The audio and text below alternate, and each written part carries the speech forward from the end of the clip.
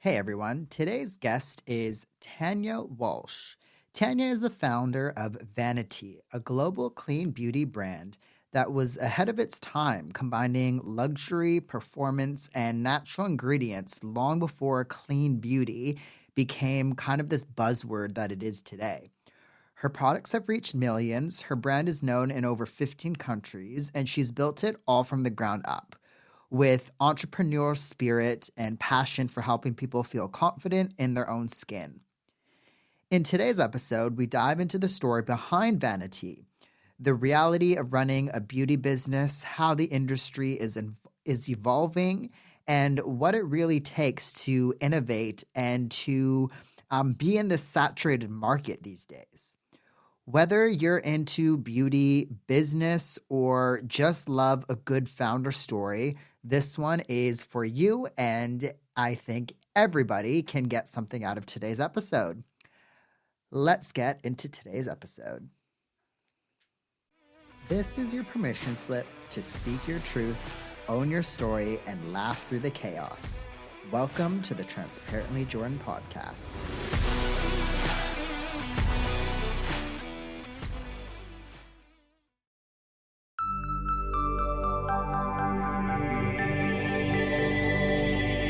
This is Radiant Voices Media. Thanks again for coming on out. It means a lot, really. My pleasure. Day was okay, so that's perfect.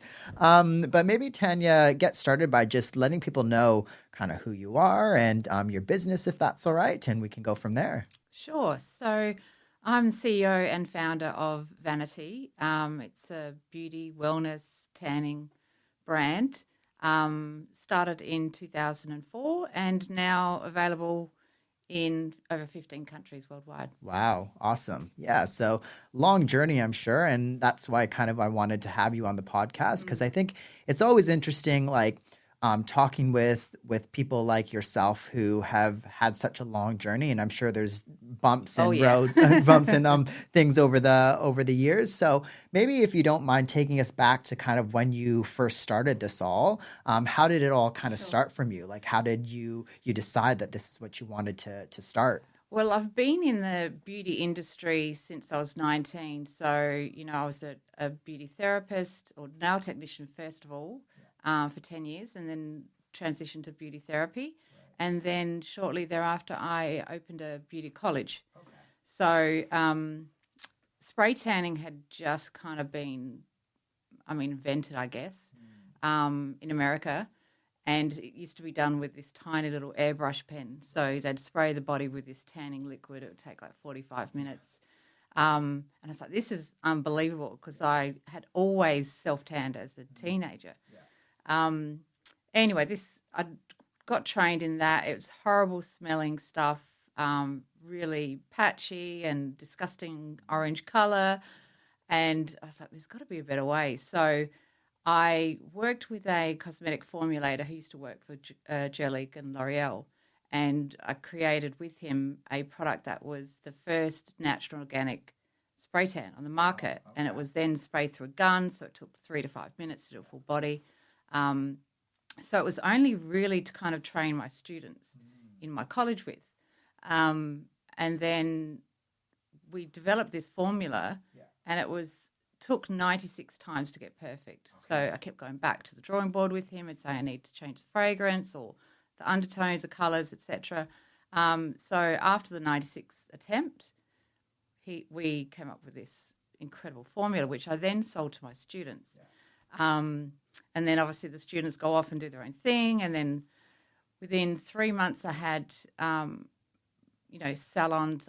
At that time I was bottling the formula, labelling, doing all the sales calls, the picking and packing, etc. myself.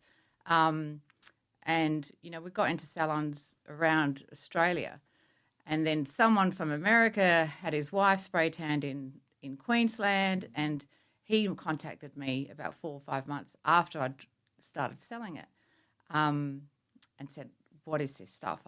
I need to get it into America. So that's where the whole exporting kind of started very early on in the business. And I think I was just in the right place at the right time. Obviously, natural organic was very rare back then. So the fact that, this formula gave you the perfect Aussie tan, because Australia is known for bronzed bodies. So that's how it all started. Oh, awesome. Was there a particular reason why you wanted it to be natural? Because I know probably back then, like things were very chemically and like that. And I know natural beauty, I think just recently, like has gotten kind of a backing more behind popular. it, right? So Yes. was there a particular reason why back then you wanted to start like it? Well, I'd always kind of dabbled making my own stuff in my kitchen, like lip balms and, that kind of thing. And I had children, very young children at the time.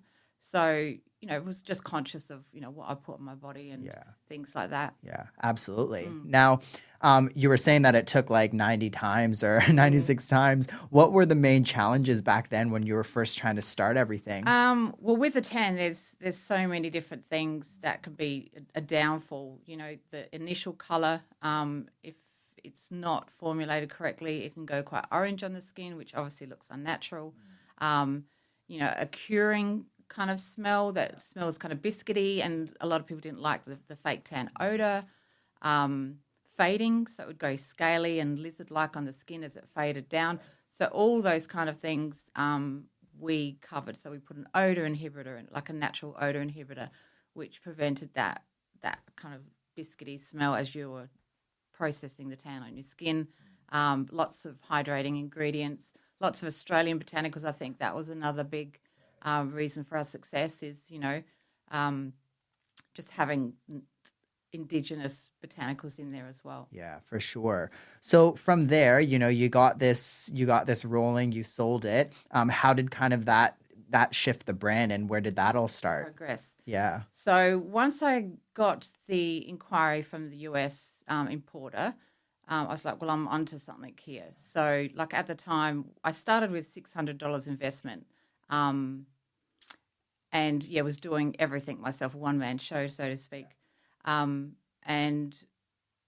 what was the question again? Kind of like how did VANI-T start from there? Yeah. So I ended up selling my beauty college and then just focusing purely on the sales of this one product. It was sold only into salons, so beauty therapists would spray it on people's bodies. We kind of just expanded. I ended up hiring my sister because I had a 6-week-old at the time and obviously couldn't do everything. It ended up taking over our lounge room, so we ended up getting offices. So just in the first year, it went from that $600 investment to $1 million in sales in that first year. So it just dramatically increased. We added other products, a few other products to the range, still kind of making it in-house. And then we had to obviously outsource it to contract manufacturers who took that formula and then did it in bulk orders. Right. So what was the focus? Was it just the tanning back then? Or it was just the tanning. Yeah. However, when I first chose the name for the brand, like our product is called Liquid Sun, the tanning product, but I kind of just always had this gut feeling that it was going to expand to more than that. So we came up with about 100 different names, and VANI-T was the one that stuck because it kind of covers anything to do with beauty. We couldn't trademark VANI-T spelt correctly, so we just did the VANI-T, VANI-T. Yeah. Okay. Perfect. So, what was kind of some pivotal things back then that you launched? What from memory did you launch back then when you first started that you're like, wow? After the tanning solution, which is sold in like a bulk 1 liter form, we started to do some ancillary products like aftercare products, preparation products like scrubs and moisturizers and things like that for the body. Then we got into some mineral makeup. So we were the first brand in Australia to do like all natural makeup as well. So we launched that. We did hair extensions, teeth whitening, so kind of anything like that. Now we cover hair care, tanning, wellness. So we do collagen peptide products for the beauty from within, and the makeup range as well. Right. So What kind of how does the creative side of things kind of work with the operational side of things? Because I guess like when you're the founder and when you're trying to create products, that's one thing. But then I assume logistics is a whole different story. Yeah. It can kind of maybe get in the way of creative spaces. So how does Yeah. that all work, and how did that work? I mean, just to give you an idea, over the journey, we were looking to get some government grants to build our own factory to manufacture ourselves, but kind of decided against that because, the sales and distribution side of things is one part, and then you've got the manufacturing, then you've got the logistics side, like you said. We used to have our own warehouses and a whole team that used to do that. So we used to have 25 odd staff, but several years ago, we outsourced all of that to a 3PL just nearby. So they take care of all that to allow us to focus on the sales and distribution side of things. If you have your finger in too many pies, you just get lost. Yeah, for sure. What advice, like because I assume like things even now have changed since back then. So what pieces of advice have you learned yourself that you could give to maybe entrepreneurs out there? Look, a big thing for me has been, I guess, because I never, went to uni and studied business or anything like that, I've had to learn from trial and error. So I think just having that real belief in yourself, and I always kind of looked to other people for the answers and the solutions to things, but soon realised that my gut instinct told me everything to do. And if I'd followed that, I probably would have missed a lot of those humps along the way. Yeah. And what excites you in the beauty space? Like what's going on right now that kind of excites you and is kind of like maybe shifting in the beauty world that kind of excites you? Well, we've been in business for nearly 21 years and it's seen a lot of changes. Obviously, back when I first started, the whole luxe beauty was the biggest thing. The more you paid for something, the better the product was. But now you see a lot of dupes on the market that are kind of copying right down to packaging and that kind of thing and I think making products more accessible for people at that price point is the biggest shift that I've seen. Doing that tactfully and in a classy way, I guess, is probably the hardest thing to do. But there was also a lot of early days, lots of celebrity endorsements and things like that. So brands would pay big money to get celebrities to endorse their products. Now every celebrity is bringing out their own range. So that's the other shift that I've definitely seen. Yeah. Wow. What kind of things like in the beauty industry have I guess, or what kind of trends, have shifted kind of the ways that you have had to do things and the company? Well, I guess we originally started with the whole clean beauty thing. So before that was all popular, we were very focused on, making sure the formulas were really clean without harsh chemicals and things like that. But shifting...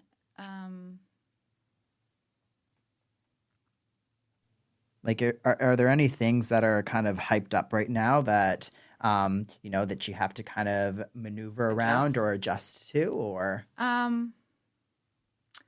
Maybe, again, probably the whole dupe thing. Like, we could go down that track and copy packaging and things like that, but then you kind of lose your...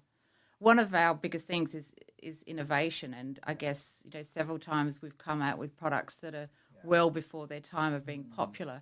I think you've got to have that point of difference. If you're copying what other people do, you kind of lose that originality.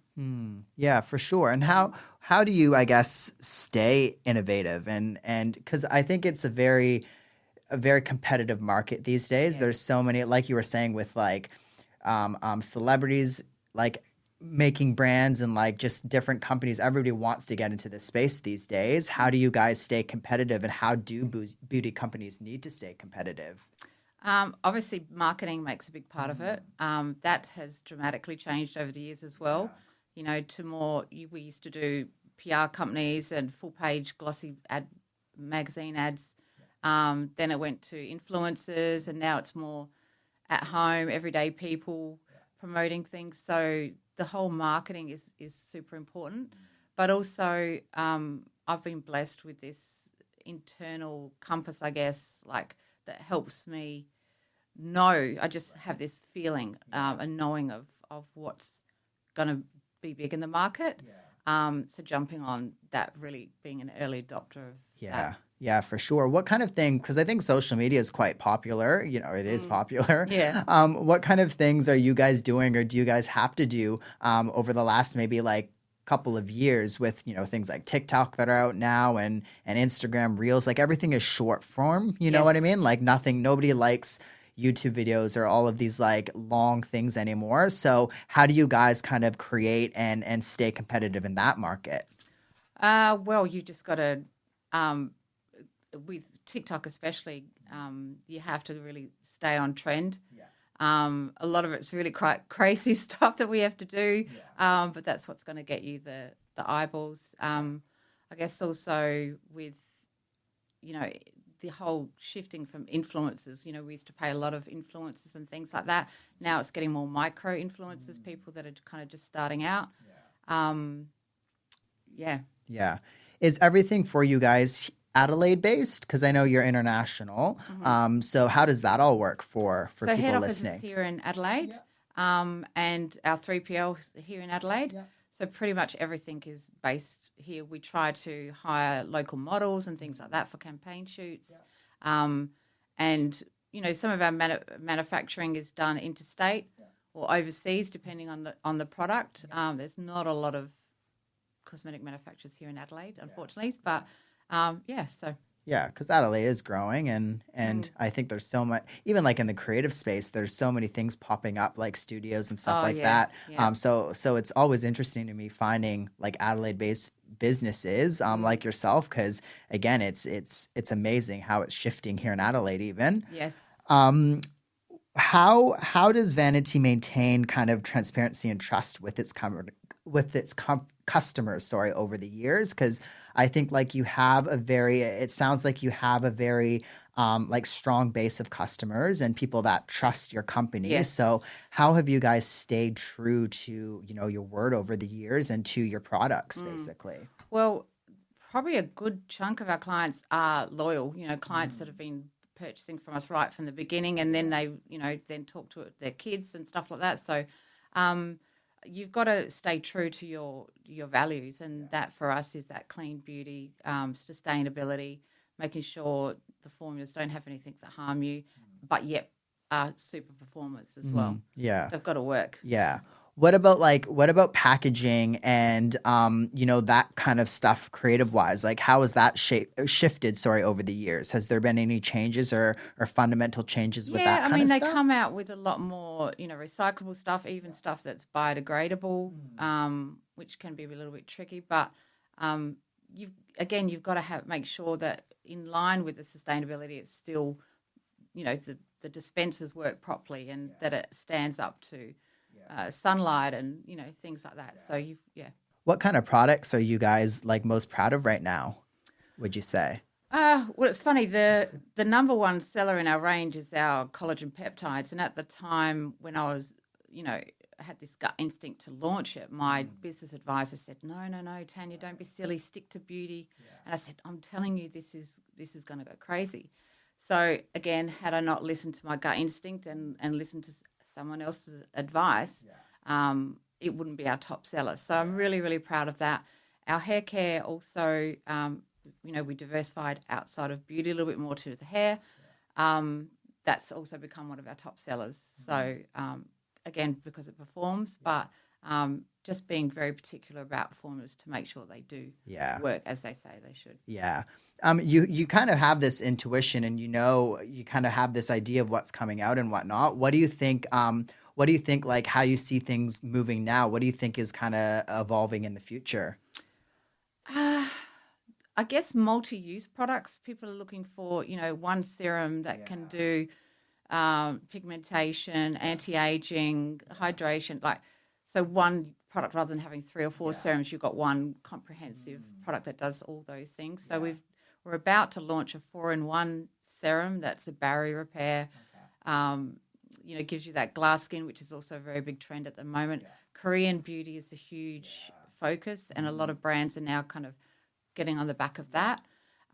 Clean beauty, I think, will keep that going. I think that's very important to people in this day and age. But making luxury feeling products and performing products more accessible. Yeah. Probably the biggest. Yeah. Oh, yeah. That's interesting because people are so busy these days. So I think that's why, multiple products or like 4-in-1s are quite Yes. trendy for people these days, to save time. And like people like less, so Korean, I think, is very much like that, which is quite interesting. What kind of approaches do you guys take when you are, let's say, launching a new product? What kind of things do you guys have to do and think of? Like, how does the testing look and, scrapping products and retrying them? Because the first one, it took 96 times, Yes. whatever. So how does that Yeah. look, Well, I that think? kind of continues on with all of our products. It's very, very rare that we choose the very first product that we try. It often goes back for, tweaks and things like that. But, there's things like checking the name isn't trademarked, that you want to name it. Checking that it performs is obviously important. Checking that it, its feasibility as far as, it doesn't cause any side effects on the skin, that it fits all, trying to think of the word, like bacterial issues as well, that its shelf life is sustainable. Then you have the whole European regulations, which are very strict. It has to go through freezing tests and heating tests, and you've got to submit a whole lot of documentation to get it regulated and registered over there. That's just a part of it. And then copy for the packaging and the color of the packaging and Yeah, because I assume it is like you're describing. It's quite extensive because it's a chemical technically. Like you're using chemicals, and I think you have a great responsibility. So I think it's good to hear that companies like yours are doing all of this and Yes. vigorously testing and retesting because there might be brands out there that don't. You just don't know, right? Unless you Yes. actually hear. You've got to go through the full stability to make sure that on the shelf it's not going to break down or separate or start smelling or get bacteria. All those kind of things. So it's probably a 6 to 8 month process to go through all of those. And that's probably, I assume, why customers like yours are so loyal because, you can probably see brands that, just launch something because it's trendy or like do it right away because, something's happening and they need to get something out there and they might not test it as vigorously, So I think it's a testament to brands like yours that do that because, if you have such a loyal customer base, it's because they expect every product of ours to launch. And that's probably the reason why they're so loyal is they'll try something and know that we've put in that pre-work to make sure it's to make sure that it's up to up to date. scratch. What kind of misconceptions do you think people have about clean beauty, natural cosmetics, and about that space? Because it is, I guess, still like it is such a commonly used thing now. Like you read a label and everything seems to say natural now or this and that. But what are some kind of misconceptions out there that you think people have on the whole clean beauty product space?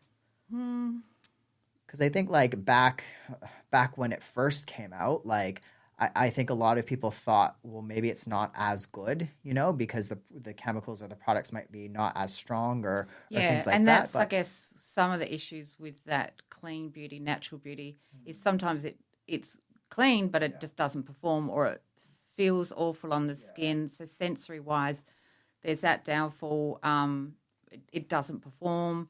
So I think it's matching up that clean but still having the performance there, and sensory appeal. It's got to smell nice. It's got to feel nice on the skin, not tacky or things like that. Yeah. What do brands need to do to have the label clean beauty? Like They don't need to do anything. Okay, all right. Organic is a lot stricter, but then that's really hard and we did kind of start to go down that track, but every single country has different levels of what they accept and what they don't accept. So we kind of removed ourselves from that. It just became too much red tape. Yeah, absolutely. I guess if you're international, it can be kind of an annoying thing, I guess. What's kind of some things down this road that this like creating and, being a founder and being in the space has taught you? Because I know you've given some great pieces of advice, but what kind of things have you learned and that you've had to kind of adjust, again and again? Like I said earlier, definitely relying on my intuition and what I feel is, the right solution for certain things rather than looking outside. Having one thing I've really learned is like being resilient. Right. Like you've just got to let things go and move on. Tenacious, you just got to keep going. With the ups and downs to any business, you've just got to keep going. So many people give up at what they call the 11th hour, right before something falls into place. So that's probably happened 6 to 7 times over my career where I've just thought I'm just going to give up, but I just push myself that little bit further, and sure enough, it works out. So they're probably the biggest things, and just having faith, not doubting yourself. And I think that's great because that could go to anything in life, right? And for anything in life. Like I think a lot of people, like you were just saying, like if you stop just before, something's coming, then you just never know. Or like you can look back and have all of these regrets sometimes. When you look back and you've kind of gone through bumps and, the bumps that you're like, oh, this is the end of the world, and you laugh back at now, like what were some pivotal moments that you've had to kind of get over throughout this journey? I went through a separation, so that put a lot of financial pressure on the business, and I had to get investors in to help through that time.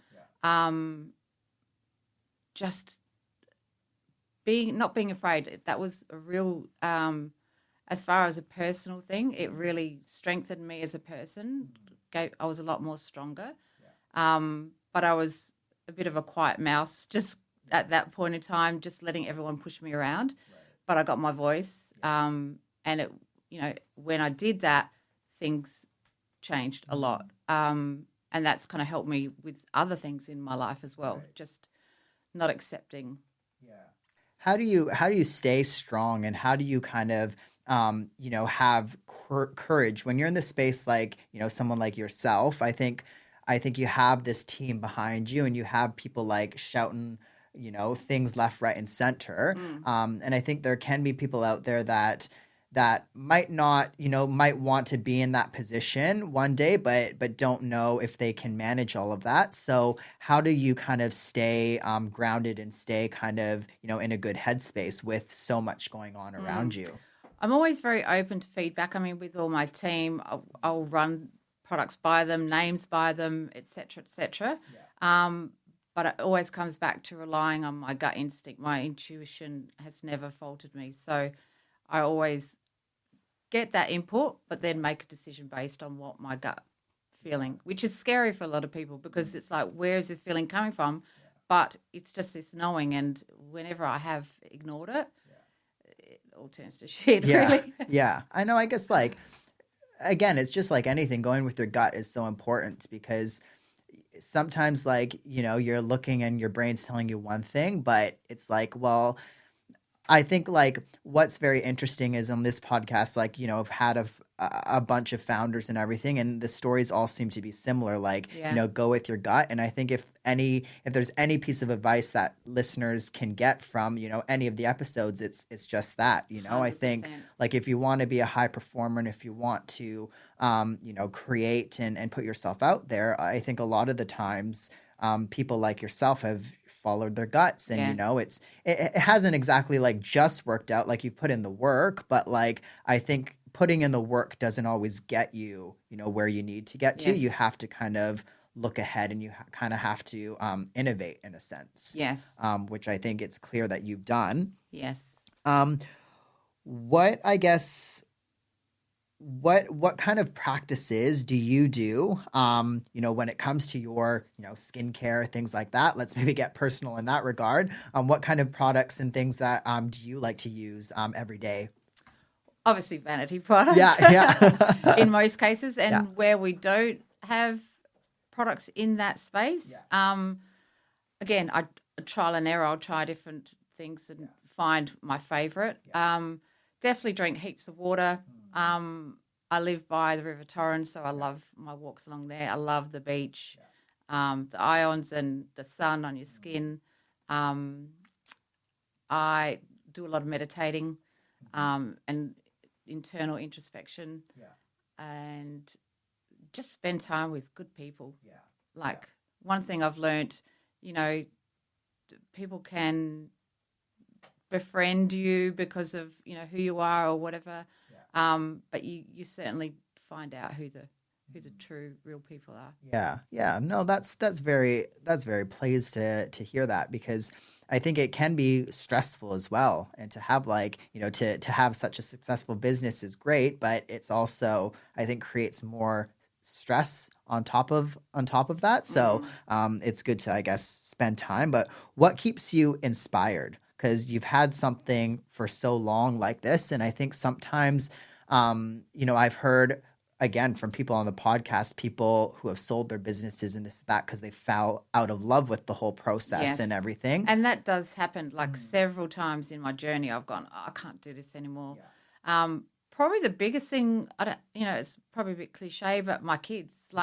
I started this business obviously to hand something down to them, and I'm hoping one day they'll want to take over.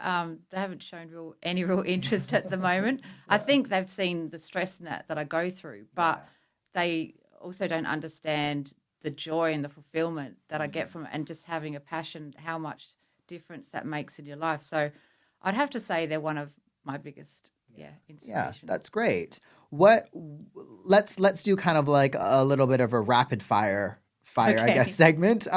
What's your favorite product from VANI-T that you like to, I guess, travel with whenever you're going around the world or Australia, or what kind of things are you taking in your bag? Well, the funny thing is my favorite product in our range is the Lumiere collagen, but because it's a white powder, you can't really take it overseas. So, I'd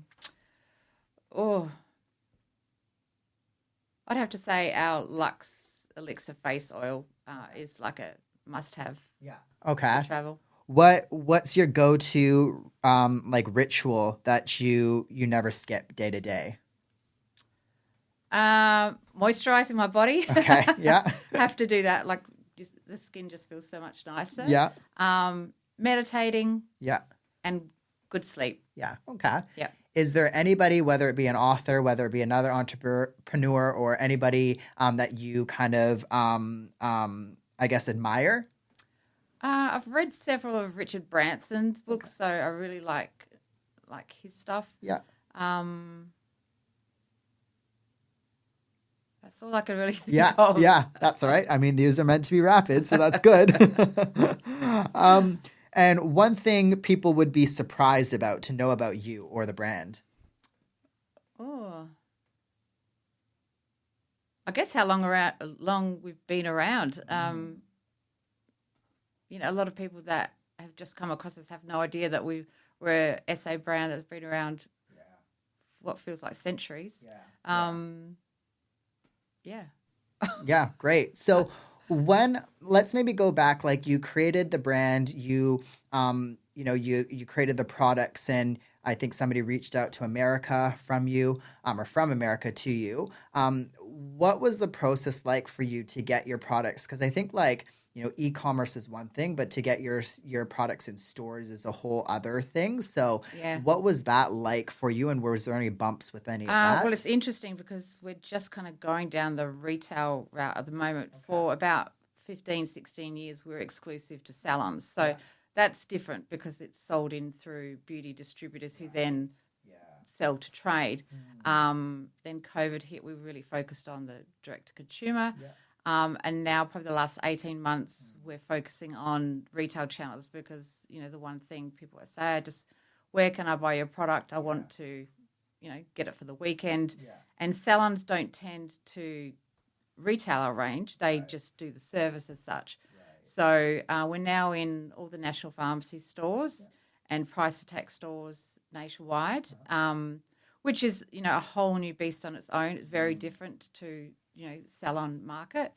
And we're now just about to work with a sales agency in the pharmacy channel. So they will go out and get us into as many places as we can get. That's our real focus to scale this next couple of years. And what kind of I know you were saying that you have things coming out, and what kind of things are sorry, because people are excited about these 4-in-1 stuff, but what kind of things, I guess, in the overall beauty space are you excited about? Because again, you have this intuition about things. What kind of things do you see people doing more through TikTok or whatever that you're kind of excited about, and you're definitely like, the Korean, the whole glass skin type movement, the glowy look, the healthy kind of.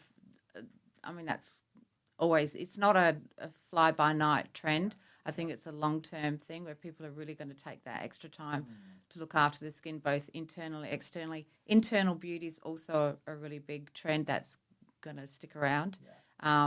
You can put whatever you like on your face, but unless what's going into your body, so supplementing it with your collagen or biotin and things like that. How do you I guess manage, and I'm sure you have loads of people on your team that help with this, but how do you manage, because things are ever changing, we just discussed just now things changing, but how do you people are so focused now on what they're putting on their body, and people are always focused about, this ingredient, that ingredient. So how do you manage things like that? And how do you manage there's so many things that are demonized these days. I feel like every day there's a product, or not a product, or ingredient that people are like, nope, don't use this, don't use that. How do you manage all of that? Well, first of all, you don't look at Google, because it can give you so much false information. You've got to go with, I guess, stuff that's peer reviewed and scientifically proven that it works, and then you kind of stick to those kind of things. Niacinamide is a big hot thing at the moment, but it's got backed data on it. There's a lot of stuff that's doesn't really work, but it doesn't last. People soon figure out that it doesn't work. Are there any resources that you have for people out there that are, starting in the whole beauty space that, you recommend people go to? Because, again, there's so much information out there. You don't really want to go to Google because you can have millions of things pop up. And also, research can be quite out there as well for a lot of people. So are there any resources from, back in your days that you usually used to visit, or... Not really. You've just got to try things. And working with a cosmetic formulator, I've studied cosmetic chemistry, but it's always good to speak with them to know what's latest. There's not really any reliable.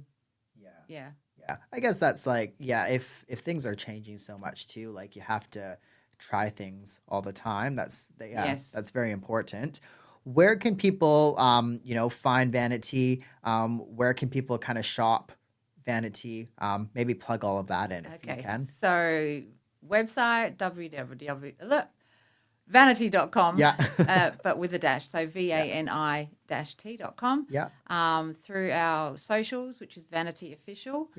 And through, at this moment, about 5,000 salons Australia-wide, so there's a stockist search on our website. People can pop in their postcode, find their local stockist, but national pharmacy stores and price attack stores, and soon to be in every pharmacy door. There you I go. hope. Yeah. Perfect. Great. And that will be in the show notes, everybody, so you can definitely go and check all of that out. But thank you again, Tania, for taking the time coming on the podcast. Amazing. This was Thank you. Great. I appreciate it. And I think, again, it speaks a testament to you and your brand, having this loyal fan base. And I think people are going to be very pleased listening to this as well. We're very blessed. To all of my people out there that are driven and goal-oriented, you probably already know the importance of reflecting, about reflecting on your failures, about reflecting on your successes, and how that can shape your future. I am somebody that loves journaling. I have tested out and I've used numerous journals. I've probably spent hundreds of dollars on journals, finishing a journal and moving on to the next one.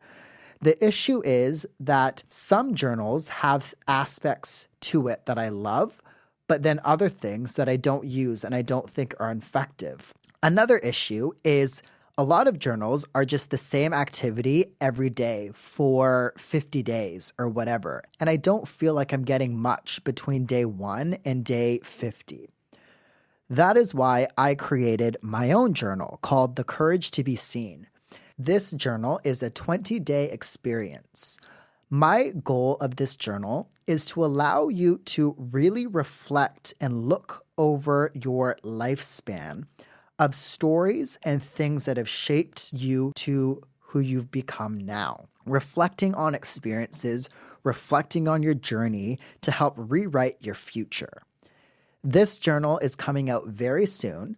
Be sure to follow The Courage to Be Seen on Instagram to stay updated when the journal release date is.